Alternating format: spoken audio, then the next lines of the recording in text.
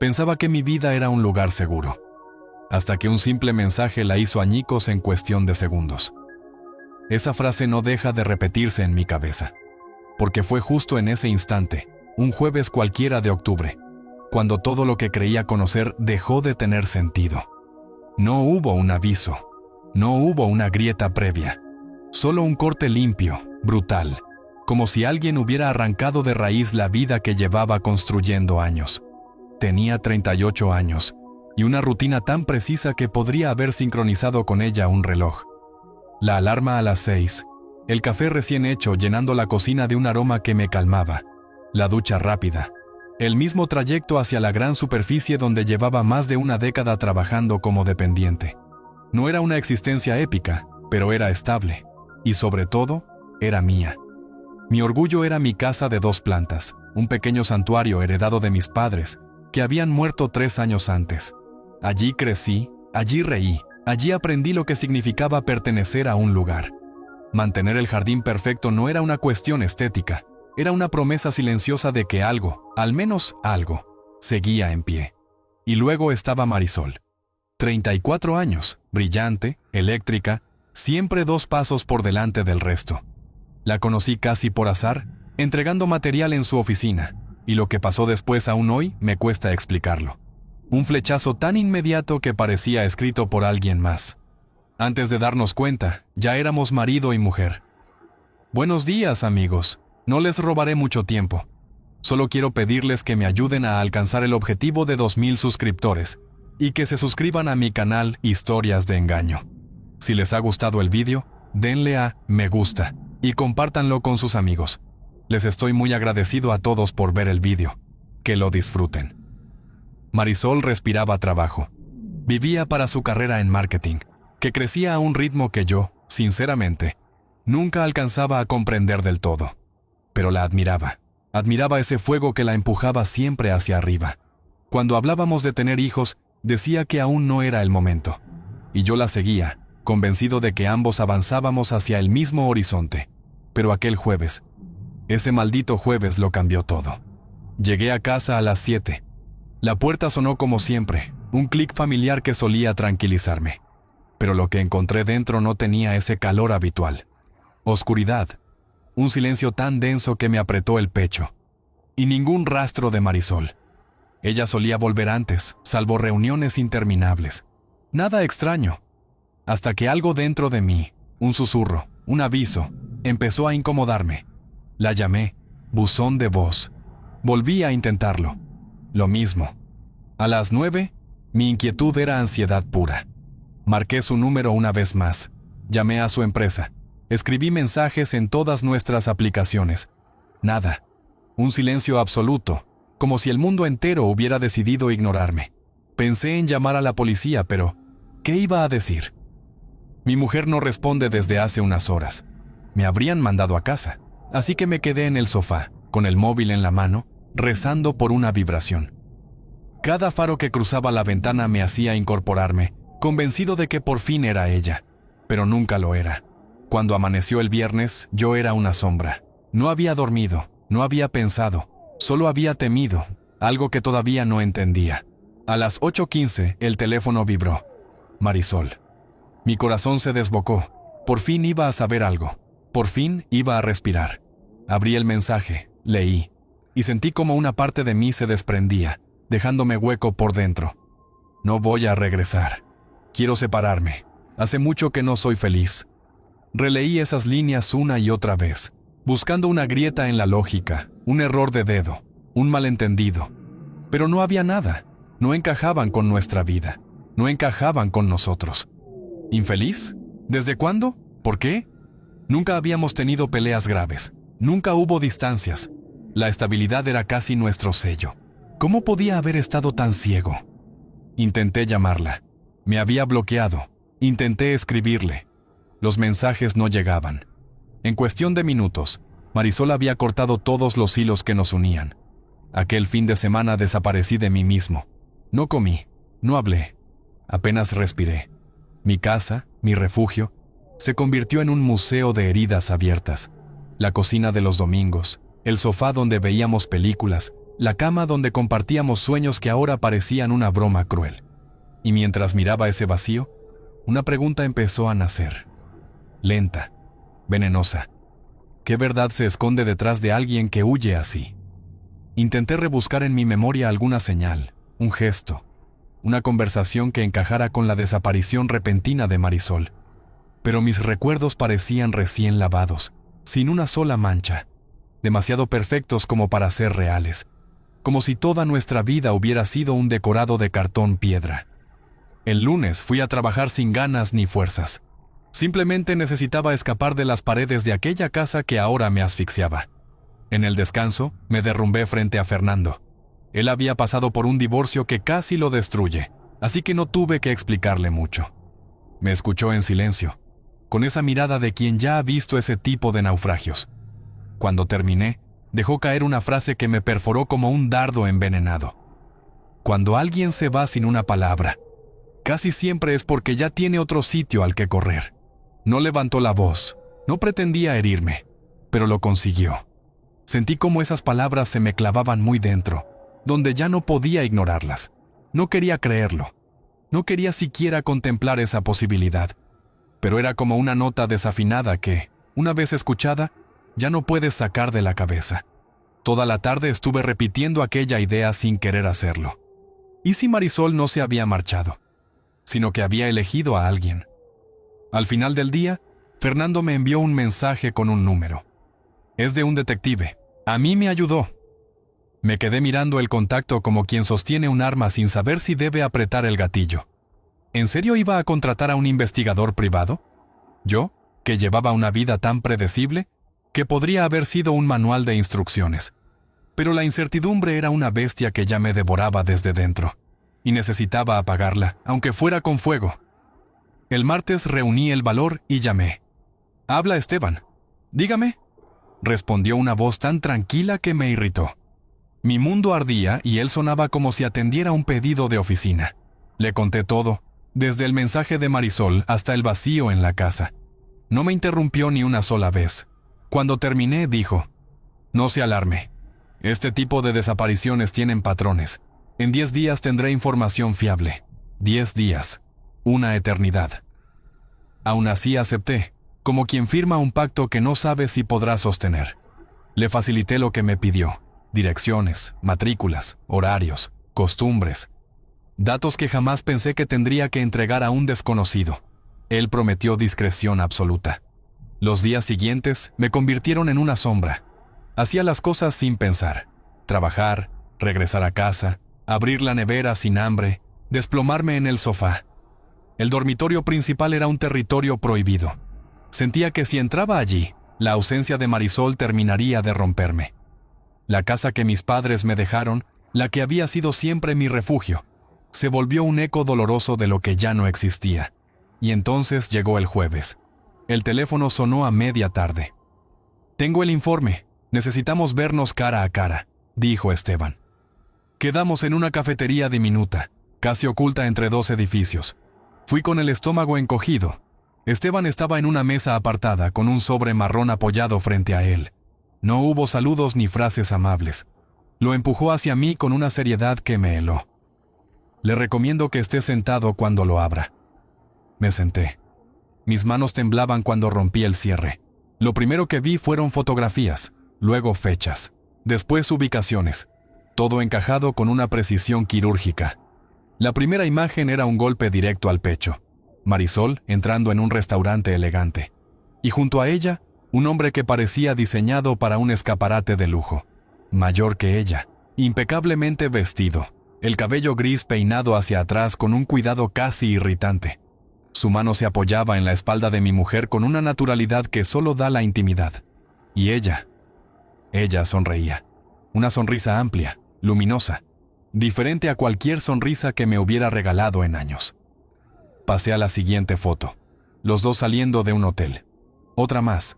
Sentados en un coche, inclinándose el uno hacia el otro, demasiado cerca para ser profesional, demasiado naturales para ser casual. No necesitaba ver el resto. Allí estaba la verdad que llevaba días temiendo. En ese instante, algo dentro de mí dejó de doler, para empezar a arder. El informe no dejaba hueco para interpretaciones. El hombre tenía nombre, edad y un papel demasiado claro en la vida de Marisol. Andrés, 45 años.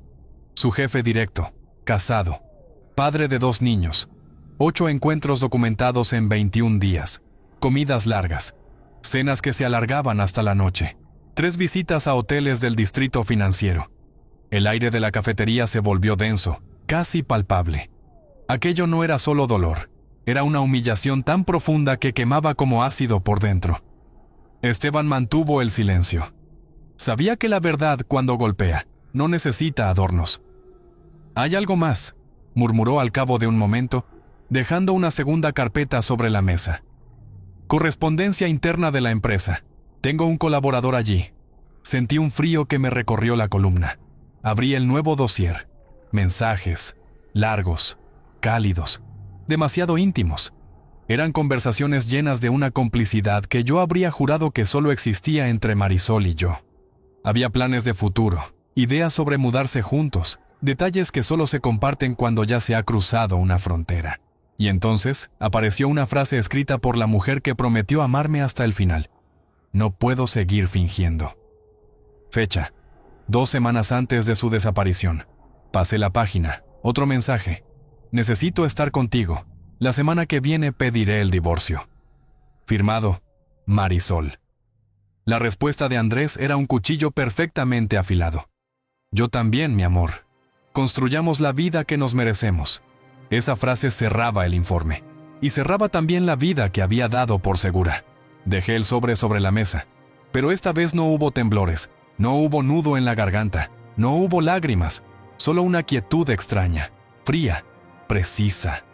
La clase de calma que aparece cuando algo se rompe de forma tan definitiva que ya no queda nada que proteger. Levanté la vista. Necesito copias de todo esto, dije, sorprendiéndome de la firmeza de mi propia voz. Esteban no se inmutó. ¿Cuántas? No tardé en responder. 3. El detective asintió, comprendiendo mucho más de lo que yo había expresado. Mañana las tendrá.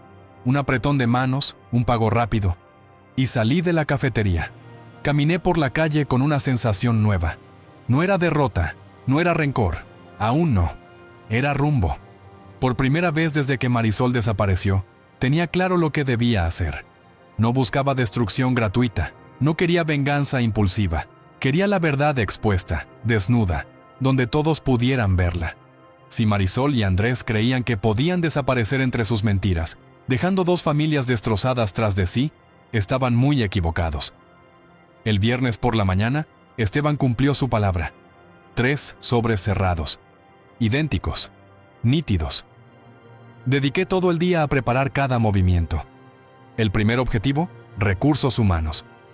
Busqué el correo del departamento, redacté un mensaje breve, casi clínico. Adjunté fotos, horarios, registros, transcripciones. Asunto: denuncia formal. Relación jerárquica inapropiada. Infracción del código ético. A las 15:00 pulsé enviar.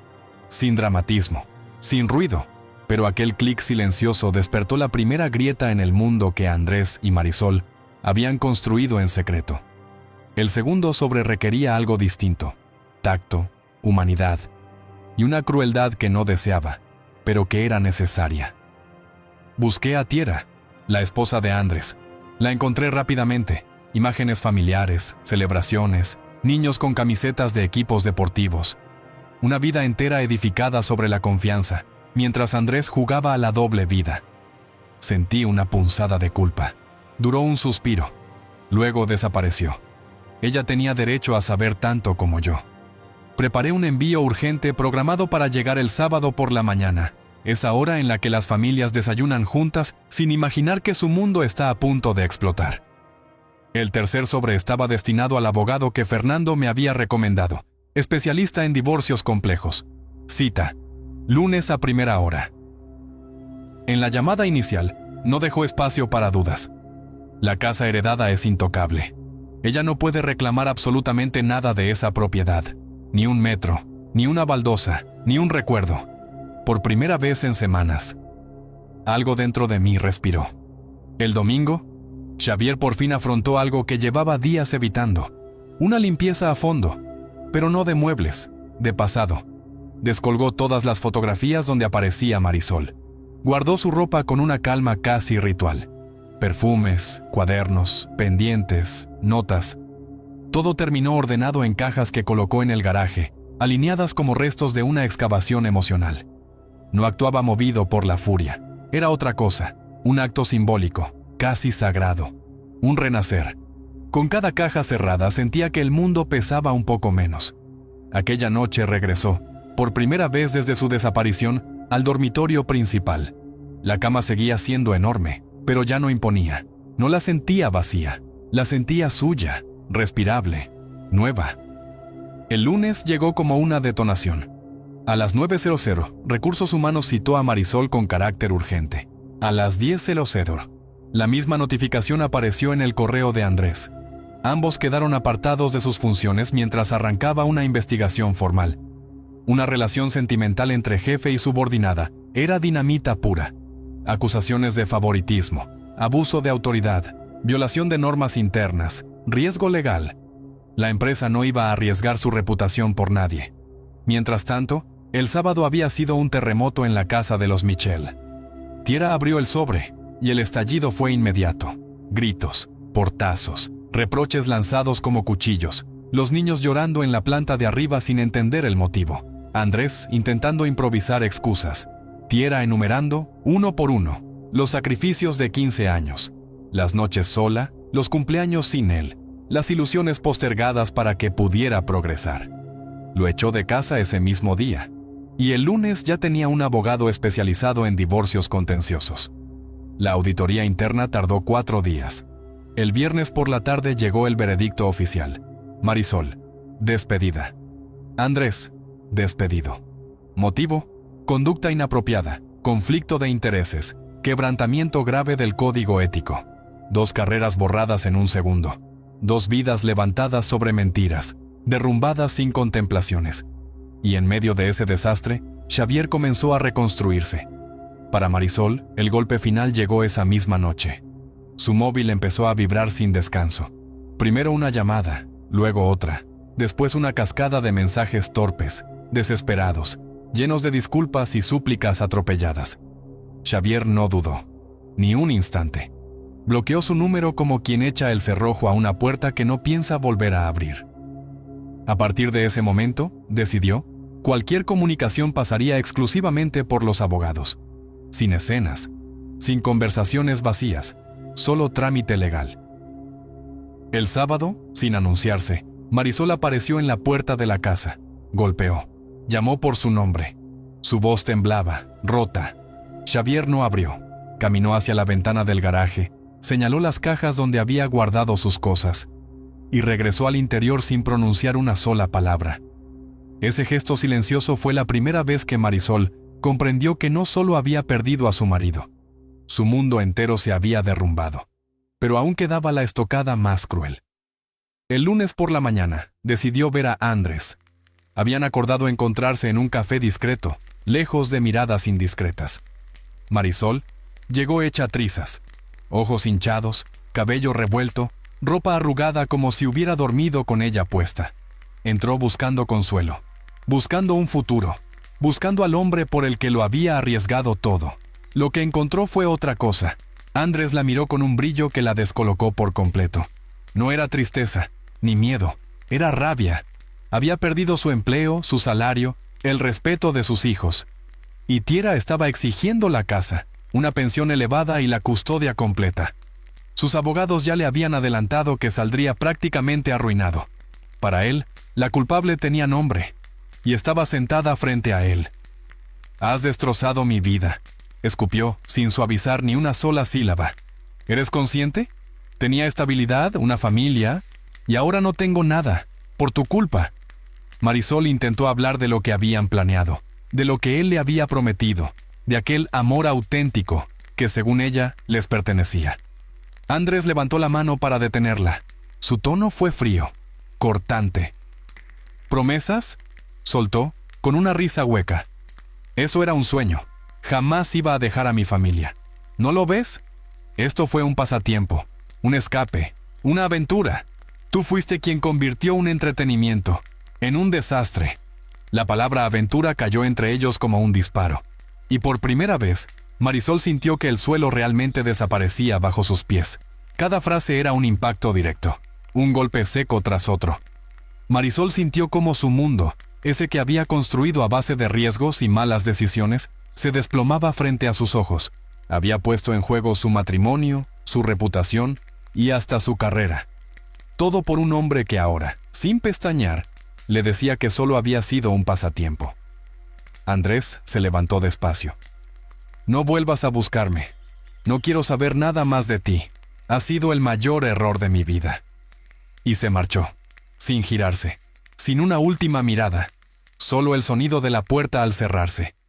Marisol permaneció allí sentada, petrificada, contemplando la mesa como si pudiera darle respuestas. Tardó más de una hora en moverse.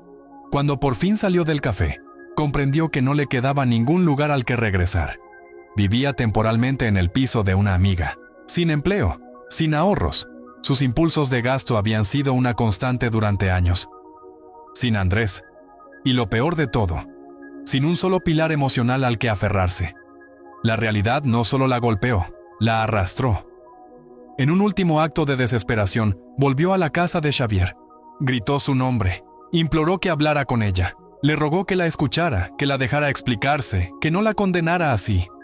Xavier realizó una llamada corta, casi mecánica, sin alterarse, sin subir la voz.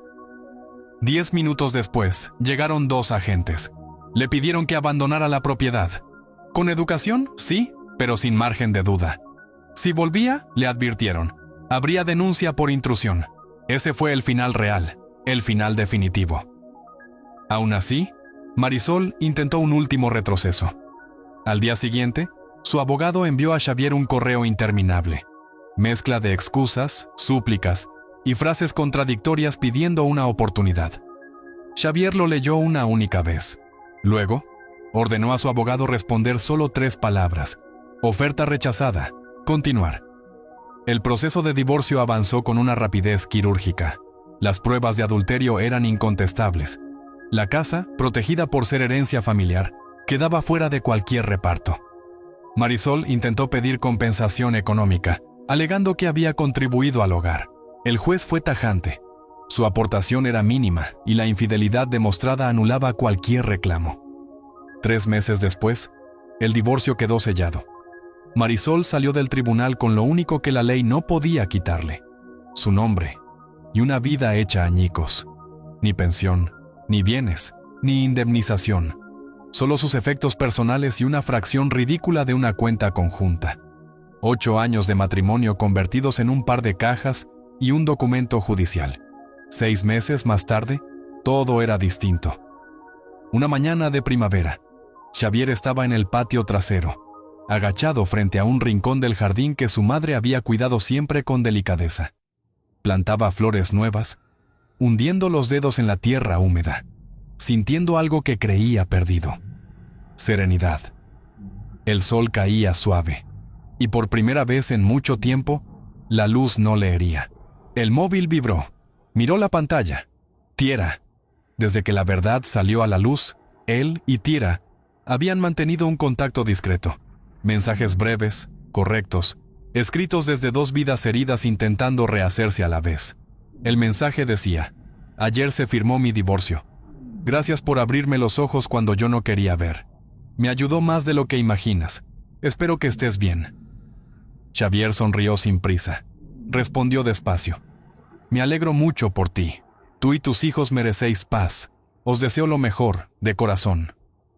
Guardó el móvil y volvió a centrarse en la tierra. El jardín olía a vida nueva, y por primera vez en meses, ese aroma no le dolía.